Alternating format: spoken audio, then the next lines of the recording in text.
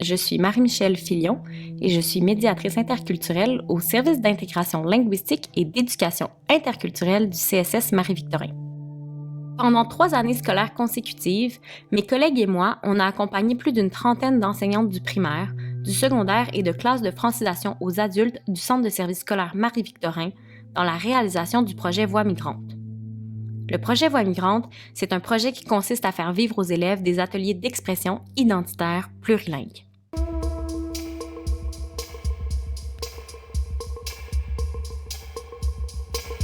Dans ce premier de 2 épisodes du balado témoignant du projet Voix migrante en classe de francisation aux adultes, 4 enseignantes, Mounia, Manon, Alina et Sonia, se remémorent ce qui les a motivées à participer au projet et à apprivoiser les ateliers d'expression identitaire. Elles vous parleront de Rima, conseillère pédagogique aux adultes qui fait partie de l'équipe ayant accompagné les enseignantes dans le projet, et de Salima, médiatrice interculturelle ayant modélisé les ateliers en classe lors de la première année du projet en classe de francisation. Elles partagent également leurs craintes et leurs appréhensions à se lancer dans le projet. J'ai eu la chance de le faire 2 fois, la première édition 2022, cette année aussi, avec 2 niveaux différents. J'ai expérimenté aussi 2 productions différentes. La première année, c'était Book Creator, c'est des livres numériques. La troisième année, c'est des balados.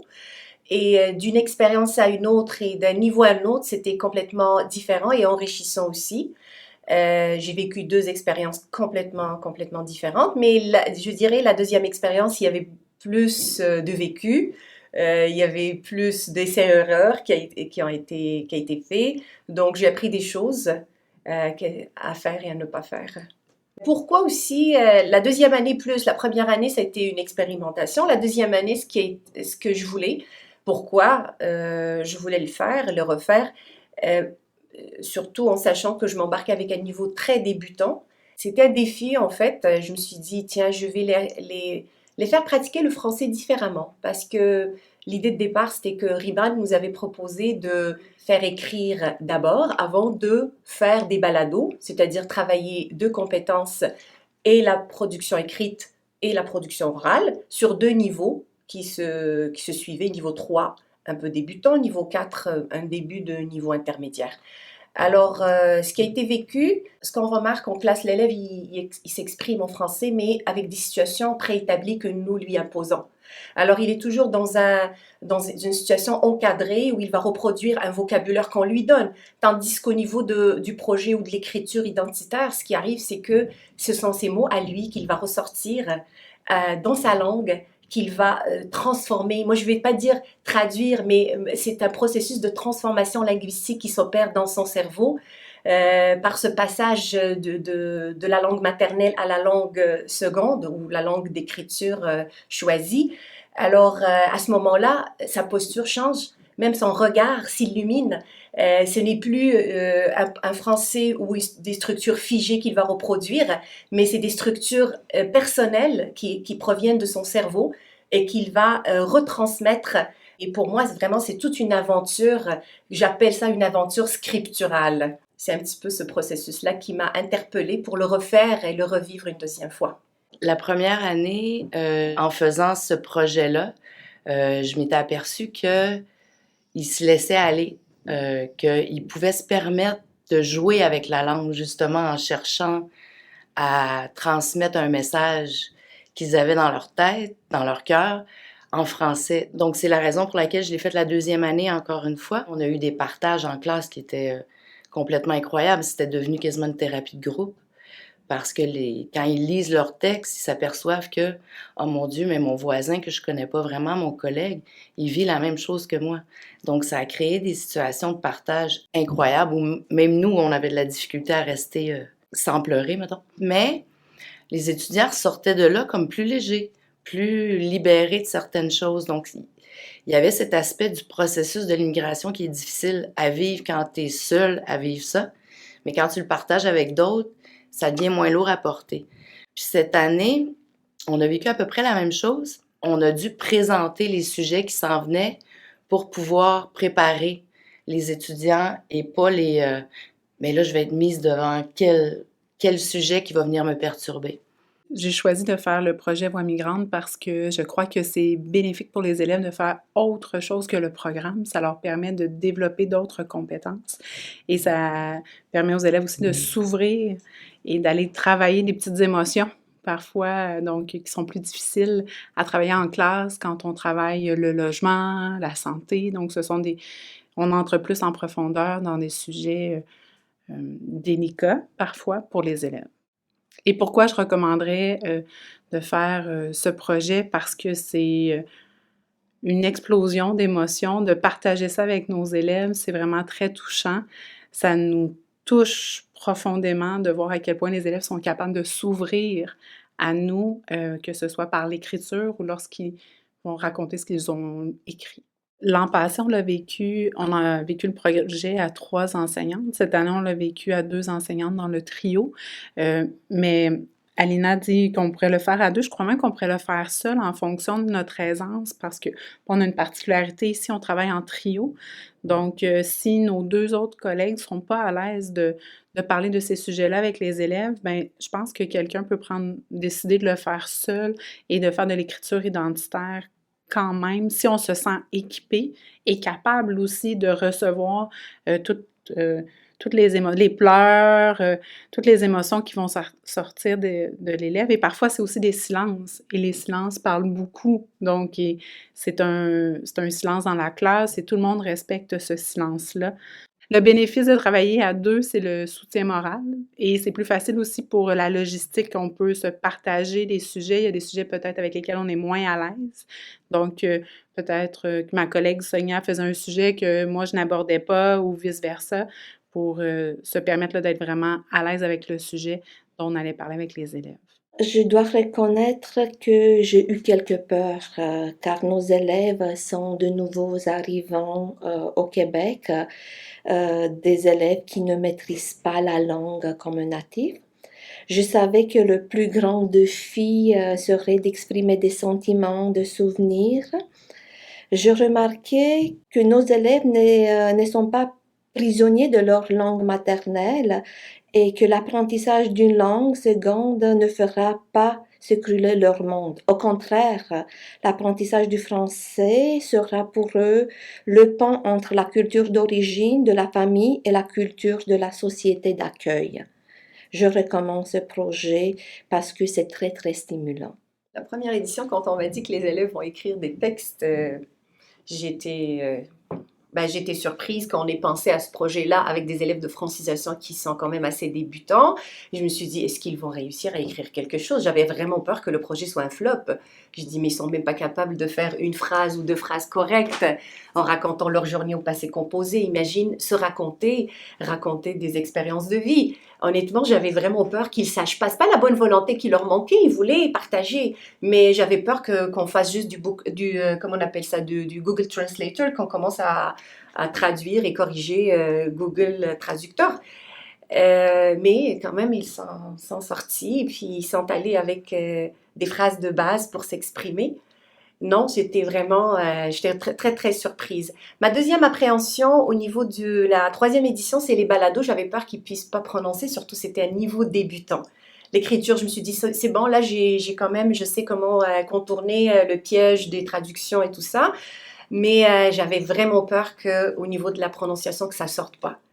Donc, mais non, mais finalement, au contraire, ce qui m'a agréablement surpris, c'est qu'au niveau de la pratique pour que les élèves passent en balado, il y a un élève qui m'a dit « J'adore me répéter, j'adore écouter comment mes idées, mes phrases sortent avec les sonorités en français. » Et c'était vraiment extraordinaire. D'ailleurs, il y a même une élève qui, quand on était à l'auditorium, sa tante qui l'accompagnait a ouvert sa caméra pour que ses parents en Colombie puissent la voir en train de s'exprimer en français, puis qu'ils étaient tout fiers d'elle, en voyant qu'en l'espace de 6 mois, 8 mois maximum, leur fille parle une autre langue et puis elle fait des belles phrases. Au début, on avait peur, mais après, on était agréablement surpris. C'est ça. Les élèves se sont surpassés, en fait. Les appréhensions que j'avais au départ, c'était surtout qu'on nous demandait de faire parler les élèves après qu'ils aient écrit. Puis là, je me disais, moi, si j'écris quelque chose d'émotif, je suis pas certaine que je vais vouloir partager. Donc, je me disais, bon, on va voir qu'est-ce que ça va donner. Et finalement, après le premier atelier, la majorité de la classe avait voulu échanger, lire leur texte. Donc, il y a vraiment comme une pression qui est tombée de mes épaules à ce moment-là. Et ça a été la même chose cette année, parce que là, je me disais, bon, comment la classe va réagir? Et finalement, ça a super bien été. Donc, c'était une appréhension non fondée. Nous sommes des êtres humains et on ne sait pas si l'élève peut s'arrêter. Mais en même temps, j'étais assurée parce que nous avons ici une intervenante sociale qui nous aide beaucoup. On a terminé niveau 1-2. Et niveau 1-2, c'est à peu près bonjour, comment ça va, votre nom, votre prénom, l'adresse. Et on a commencé avec un projet d'écriture. Bon, j'avais peur. J'avais peur sincèrement parce que les élèves au niveau 1-2 doivent écrire une phrase, Ouais, 20 mots, ouais. 20 mots à peu C'est près. ça. Et on est arrivé avec un projet d'écriture. Bon, je pense que j'avais peur, mais les élèves n'ont pas senti la même chose. C'est Mais ça. moi, j'avais peur. Mm. Mais pour les élèves, c'était comme quelque chose de naturel. C'est un contexte, c'est pas le même contexte. Parce que nous, ce qu'on fait, on enseigne à la pharmacie et on respecte le vocabulaire et on a des exigences. Quand on commence un projet d'écriture, oublie ça, on n'a plus la même exigence et on dit c'est à vous, c'est votre créativité, c'est différent, c'est différent. C'est sûr que c'est un peu épeurant parce qu'on le sait qu'il va y en avoir des émotions qui vont sortir. Je pense que c'est de faire confiance au groupe parce que le groupe va s'auto-consoler. Donc, celui qui a la boîte de mouchoirs sur sa table va être le premier à se lever pour aller emporter à l'autre qui est en train de pleurer. Puis là, ils vont se lever, ils vont se faire des câlins, ils vont s'encourager. Donc, c'est de leur faire confiance qu'ils vont vivre le truc ensemble et se consoler et partager ça. Et nous, ben, juste d'être là pour appuyer tout ça, puis pour le vivre avec eux ouvertement. Donc, c'est pas rare que nous aussi, on sort les mouchoirs. Donc, mais ça fait partie de vivre les émotions. Faut pas se bloquer à ça. Mais oui, parfois, tu sais, ça peut devenir intense, là. Mais c'est la vie. Personnellement, j'ai jamais imposé un règlement par rapport à ça. Ça s'est toujours fait dans le partage, dans le respect. Tout le monde écoutait tout le monde. Il y a des gens qui pleuraient avec les autres parce que ça leur rappelait les mêmes souvenirs. En fait, ils se partagent les souvenirs. En fait, je dirais, c'est une catharsis. Quand ils se mettent à pleurer, c'est une catharsis collective. Et puis, je rebondis sur ce que Sonia a dit par rapport à ça. Il faut pas, moi personnellement, je dirais, il faut pas avoir peur de vivre cette émotion en classe. Ça se vit en groupe, ça sort et puis par la suite, ils savent à quoi ils s'attendent. Ils savent que parfois ça va être difficile et ça va être douloureux. Grâce à ces projets, nous avons découvert nos élèves. Parce que d'habitude, on a des élèves qui mémorisent, qui font des dialogues, on respecte le programme, mais ce projet nous a permis d'ouvrir d'autres portes. On a vu des élèves qui pleuraient, des élèves qui ne pouvaient plus parler. C'était vraiment touchant. Il y avait aussi des élèves qui allaient faire des câlins à d'autres élèves et c'était des élèves qui ne se côtoyaient pas avant, mais par la situation ou donc des câlins, beaucoup d'affection dans la classe. Personnellement, moi, j'adore ce projet-là parce que j'apprends énormément. il y a un lien qui se crée qui est bien au-delà du lien pédagogique. Donc, ça nous ouvre une porte sur leur univers. Ça nous permet d'être encore plus sensibles à ce qu'ils vivent, à ce qu'ils traversent. Ici, avec les enfants, avec tout le processus, avec le stress des avocats et tout. Puis là, ils nous ouvrent ce passé-là, ce présent-là et ce futur-là qui nous partagent. Donc, pour moi, au niveau personnel, c'est très enrichissant. Au niveau pédagogique, je trouve que ça les débloque au niveau de la production écrite. Ça leur permet aussi d'être plus à l'aise à s'exprimer en classe. Puis on a des étudiants qui se sont aperçus, waouh, il n'y a pas longtemps, j'étais pas capable de parler, j'étais pas capable d'écrire, j'avais de la difficulté à lire en français. Et aujourd'hui, ce que le projet me permet de constater, c'est toute cette belle progression. Et les étudiants nous en remercient de leur faire vivre ce projet-là. Donc, au niveau pédagogique, je crois que ça nous permet d'aborder l'écriture beaucoup plus facilement, beaucoup plus aisément, parce qu'ils savent qu'ils sont capables. Donc, il y a moins ce blocage quand on arrive dans une production écrite obligatoire. Ils bloquent moins. Donc, je pense qu'au niveau pédagogique, ça nous facilite la tâche au niveau de nos enseignements, parce qu'on peut toujours se référer à cette expérience qu'ils ont vécue auparavant. Pour les enseignants qui sont un peu réticents à vivre des ateliers comme ça, je trouve que le bénéfice est trop important pour ne pas plonger. Donc, ça vaut la peine de l'essayer. Peu importe, t'en fais 1, t'en fais 2, t'en fais 3. Mais c'est vraiment important, pour moi en tout cas, de leur permettre de s'exprimer. Puis, on ne sait pas qu'est-ce que ça va donner. Puis, il y a certaines personnes qui sont moins à l'aise dans le partage, mais peu importe si c'est partagé ou non, pas du tout, au fil du temps, ça s'apprend. Puis, on devient de plus en plus à l'aise dans ce processus-là. Donc, moi, je dirais à ceux qui hésitent, essayez, risquez, commencez doucement. Puis, je suis convaincue qu'au bout de quelques expériences, ça va être profitable. Je le referais le projet sans argent parce que je pense qu'on peut le faire sans même le book creator. Juste les ateliers d'écriture sont très payants pour les élèves pour extérioriser plein de choses qu'ils ont vécues ou qu'ils gardaient au fond d'eux. Donc, n'importe quand. Je le referais même sur une feuille lignée. Je crois que les retombées familiales, ça a été beaucoup la fierté. Les conjoints, conjointes, enfants, fiers de voir papa, maman, de voir ce qu'ils ont créé, ou même pour ceux qui ont pris parole sur scène. Donc, ils étaient très fiers de voir les membres de leur famille. Ça a été vraiment de la fierté. Ce projet a donné la possibilité aux élèves de se découvrir et d'apprécier les expériences vécues ici et ailleurs. Les étudiants ont eu de la chance de vivre des rencontres riches et constructives fondées sur l'échange et sur la compréhension des différences. Je crois que le projet Voix migrantes ouvre la voie à la compréhension et à la découverte des différentes langues et cultures. Puis, au niveau de la progression, au niveau de la production écrite, de la production orale, c'est vraiment très, très, très efficace de le faire de façon personnelle parce qu'ils ne se sentent pas pris dans un cadre pédagogique. Ils ont envie de transmettre le message.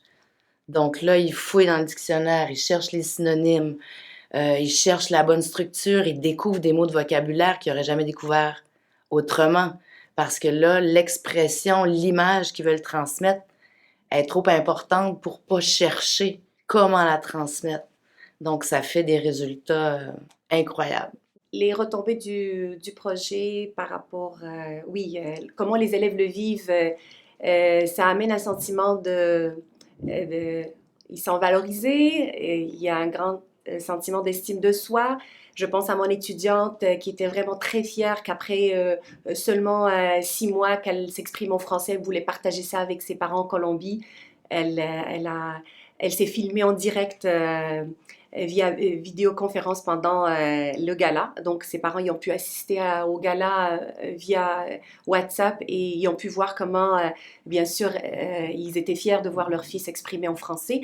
Ce projet, à mon avis, il donne une voix à des gens qu'on n'entend pas souvent, des gens qui sont généralement silencieux, qui ont peur de s'exprimer en français pour ne pas faire des erreurs. Ça leur donne de la confiance pour prendre la parole parce que c'est une voix qui a été écoutée. C'est pour ça que moi, je voulais partir dans les balados pour, au-delà du texte, vous avez une voix et on va l'entendre, on va l'écouter. Et il y a d'autres personnes qui vont l'écouter, puis ça leur donne vraiment de la confiance pour s'exprimer. Et après ce projet-là, il y a beaucoup d'élèves qui sont venus me dire « Madame, j'ai pu parler au téléphone avec les enseignantes de mes enfants et j'ai pu m'exprimer et utiliser beaucoup de phrases que nous avons vues pendant ce projet-là, puis j'étais vraiment fière de moi. » Mon fils m'a écouté puis m'a dit « Maman, tu t'es améliorée, bravo », parce qu'il ne faut pas oublier que leurs enfants sont dans des classes d'accueil puis ils apprennent beaucoup plus vite qu'eux. Donc voilà, donc moi je dis c'est au niveau pédagogique et au niveau aussi, d'estime de soi, c'est que ces élèves-là, ça leur donne plus de confiance, ils se sentent écoutés. Ça. Ils ont peur, il ne faut pas oublier qu'ils ont souvent peur de parler, de prendre la parole, ils ont peur d'être jugés, mais pour une fois, ils prennent la parole, ils sont applaudis. Donc, vous imaginez un petit peu l'apport de ce projet-là.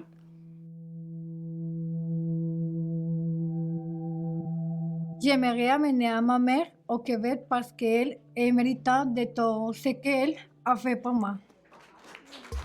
Vous venez d'entendre Mounia, Manon, Alina et Sonia, 4 enseignantes en classe de francisation aux adultes ayant participé au projet Voix migrantes.